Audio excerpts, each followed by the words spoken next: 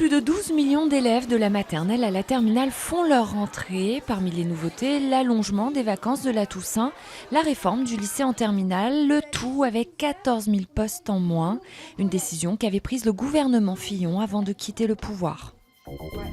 C'est aussi la rentrée pour les salariés de l'usine PSA Peugeot Citroën d'Aulnay-sous-Bois en Seine-Saint-Denis. Le constructeur automobile a annoncé cet été la suppression de 8000 postes. Après un mois de vacances et une semaine de chômage partiel, les quelques 3000 salariés et 400 intérimaires reviennent donc le cœur lourd. Une première mobilisation est prévue dans la journée. Arrivé lundi soir à Damas, le chef de la Croix-Rouge internationale doit rencontrer le président syrien. Objectif, organiser une aide pour les centaines de milliers de personnes touchées par le conflit.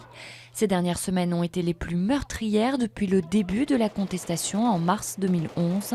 Plus de 26 000 personnes sont mortes en près de 18 mois, selon l'Observatoire syrien des droits de l'homme basé à Londres. Les Québécois aux urnes, les 5,9 millions d'électeurs doivent renouveler l'Assemblée nationale au terme d'un scrutin uninominal à un tour.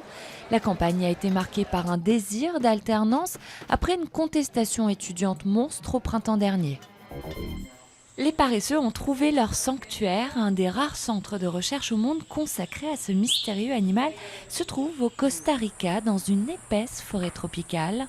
Le sanctuaire a été créé en 92 pour protéger, réhabiliter et informer le public sur cet animal énigmatique.